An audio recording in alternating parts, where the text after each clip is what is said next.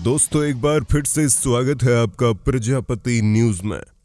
दोस्तों बदलते भारत के इस दौर में आज भारत दिन दुगुनी रात चौगुनी तेजी से तरक्की कर रहा है, लेकिन इसके बावजूद भी देश के लोग बाहर जाकर सेटल होना चाहते हैं। भारतीय स्टूडेंट्स बाहर की यूनिवर्सिटी में जाकर पढ़ाई करना चाहते हैं। आज भारत दुनिया की 5वीं सबसे बड़ी इकोनॉमी है। हम सर्विस सेक्टर से प्रोडक्शन हब बनने का सफर तय कर रहे हैं, लेकिन फिर भी लोग भारत छोड़ने को बेताब है। आखिर ऐसा क्यों है? क्यों सारे जहां से अच्छा हिंदुस्तान कहने वाले लोग भारत छोड़ो की रट लगा रहे हैं?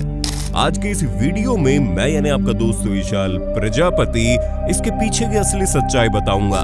लेकिन हाँ, वीडियो शुरू करने से पहले एक छोटी सी रिक्वेस्ट है। वीडियो के नीचे रेड कलर का सब्सक्राइब बटन दिख रहा होगा, उस पर क्लिक करके सब्सक्राइब कर लें और साइड में बेल आइकॉन भी दिख रहा होगा, उस पर भी क्लिक कर लें ताकि आपको वीडियो मिले सबसे पहले। क्यों भारतीयों को अब अपना ही भारत पसंद नहीं आ रहा है? दोस्तों, जितनी तेजी से भारत की आबादी बढ़ती जा रही है, उतनी तेजी से यहाँ के लोग दूसरे देशों में जाकर रह रहे हैं। इसके पीछे की कोई एक दो वजह नहीं है, बल्कि पूरा का पूरा सिस्टम ही बिगड़ा हुआ है, जिसके बारे में हम एक एक करके बात करेंगे। जहां सबसे पहले नंबर पर आता है भारत का टैक्स सिस्टम। वैसे तो हमारा देश दुनिया की 5वीं सबसे बड़ी इकोनॉमी है और यहाँ की जो टॉप 1% की पॉपुलेशन है वो भारत की 40% से ज्यादा वेल्थ होल्ड करती है। और अगर हम टॉप 10% पॉपुलेशन की बात करें तो ये 70 से लेकर 75% वेल्थ होल्ड करती है। यानी साधारण भाषा में कहें तो भारत के टॉप 10% लोगों के पास जितना पैसा है, बाकी के 90% लोगों के पास उसका आधा भी नहीं है। पर दिक्कत यही खत्म नहीं होती। भारत के जो 90% लोग हैं, उनमें से हर कोई नौकरी नहीं करता, जिसमें से 40 से 45% लोग आज बेरोजगार हैं। जिन बेरोजगारों का बेचारों का दिन महीने का हिसाब रखने से शुरू होता है और इस पर खत्म हो जाता है कि कहीं सैलरी से 2-4 रुपए ज्यादा तो खर्च नहीं हो रहा है। चलिए इनको तो साइड कर देते हैं, बात करते हैं टॉप 10% लोगों की। अगर आपको इनमें शामिल होना है तो आपकी सैलरी लगभग 1 लाख से ऊपर होनी चाहिए। पर सवाल ये खड़ा होता है, क्या 1 लाख की सैलरी के साथ आप अमीर हो जाएंगे? भैया जवाब है नहीं, क्योंकि भारत में इंसान अमीर बाद में होता है, टैक्स सिस्टम से डरने पहले लगता है। आज भारत का टैक्स सिस्टम ऐसा हो गया है कि इंसान अगर छींक भी मारता है तो उस पर भी सरकार टैक्स ले लेती है। भारत की लगभग 150 करोड़ की आबादी में केवल 2% लोग ही आज टैक्स भरते हैं।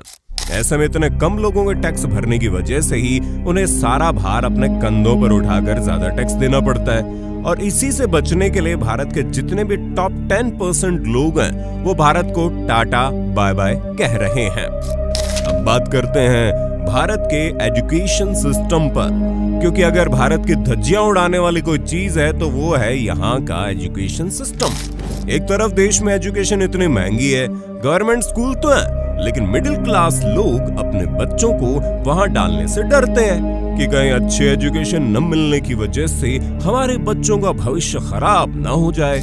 जैसे तैसे करके वो अपने बच्चों का प्राइवेट स्कूल में एडमिशन करवाते हैं, जहाँ इतनी फीस ली जाती है कि पेरेंट्स को सोचना पड़ जाता है बच्चों का भविष्य देखें या फिर रोजमर्रा की जरूरतें। आपने कई सारे ऐसे माता पिताओं को देखा होगा जो घर के बाकी खर्चों में कटौती करते हैं सिर्फ इसलिए ताकि उनका बच्चा अच्छे से पढ़ाई कर सके। इस तरह के परिवारों में अगर किसी की तबीयत खराब हो जाती है तो हालात और भी बदतर हो जाते हैं। सरकारी अस्पतालों में इलाज करवाना मुश्किल हो जाता है और प्राइवेट अस्पतालों की कंसल्टिंग फीस इतनी हो जाती है कि इंसान के 1 हफ्ते की सैलरी तो एक झटके में उड़ जाती है। जहां देखो वहां लूट मची हुई है। तो भला एक मिडिल क्लास इंसान ये सोचेगा ही ना कि मैं क्यों यहाँ अपनी हालत खराब करवा रहा हूँ, भाई इससे बढ़िया है किसी दूसरे देश में जाकर रहने लग जाऊं। और वैसे भी टैक्स के नाम पर लोगों की हालत खराब कर देने वाली सरकार आखिर इन पैसों का क्या कर रही है?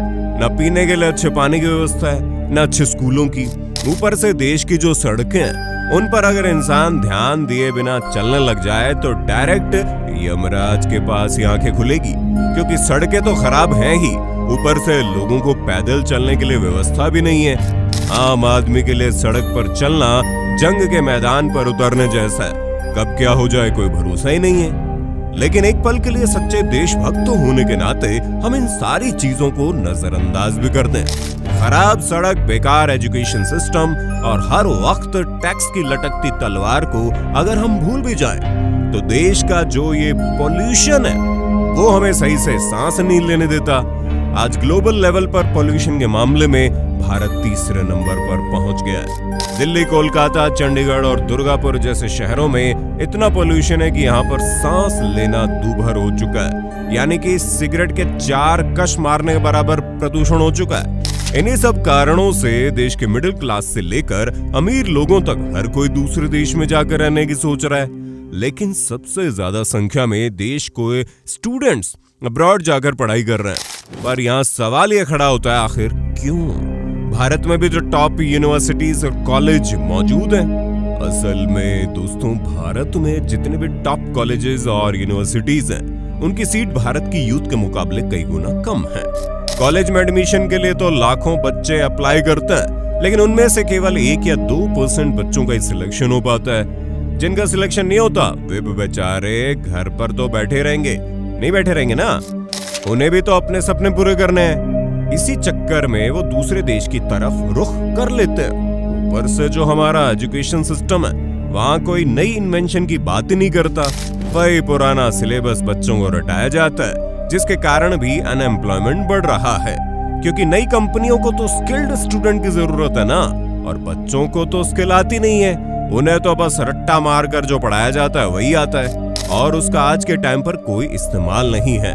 कम से कम दूसरे देशों के कॉलेज में थ्योरी नहीं बल्कि प्रैक्टिकल पर जोर दिया जाता है, इसलिए वहाँ के स्टूडेंट्स ग्रोथ कर रहे हैं। अब कई सारे लोग होंगे जो बोलेंगे हमें इन सब से क्या, हम तो सरकारी नौकरी लेकर आराम करेंगे। और फिर वही लोग बाद में सिस्टम को गालियां देते हैं, क्योंकि उन्हें पता है कि सरकारी नौकरी लेने के बाद कोई ये देखने नहीं आ रहा कि तुम काम कर रहे हो या नहीं। ऐसे में सबसे ज्यादा करप्शन इसी फील्ड में, और ये चीज देश को डुबो रही है।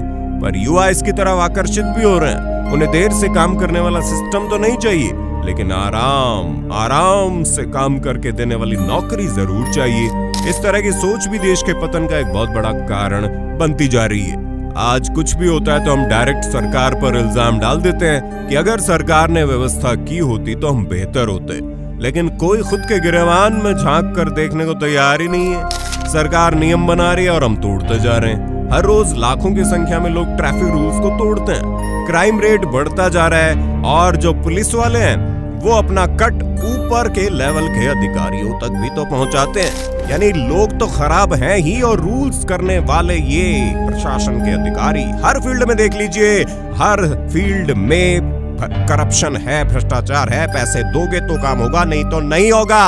ये हमारा भारत महान है? जिस पर भी लोग सरकार को दोष दे रहे हैं, देंगे ही भाई, दोषी भी है, कुछ तो है ही। सारे काम बढ़िया ही थोड़ी होते हैं, हर इंसान 100% नहीं होता, सरकार भी नहीं होती, आप लोग तो वैसे ही नहीं हो।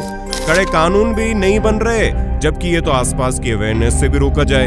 दोस्तों, हम ये नहीं कह रहे कि आज देश के इन हालातों के पीछे, यहाँ के लोगों के बाहर जाने के पीछे देश की सरकार का हाथ नहीं है, लेकिन हाँ, देश की सरकार जितनी जिम्मेदार है उतने ही जिम्मेदार हम भी तो हैं, जो खुद देश को इस लायक नहीं बना रहे जहां रहा जा सके, और फिर खुद ही देश छोड़कर जा रहे हैं। आप इन सब पर क्या विचार रखते हैं, कमेंट में बताइए, और इसी तरह के वीडियोस को देखते रहने के लिए चैनल को लाइक, शेयर, सब्सक्राइब करना। धन्यवाद। जय हिंद, जय भारत। दोस्तों, आपकी स्क्रीन पे 2 और वीडियोस दिख रही हैं, जिसे देखने के लिए आप इस स्क्रीन पर क्लिक करें। दोनों देखिएगा, बहुत अच्छी वीडियो बनी है।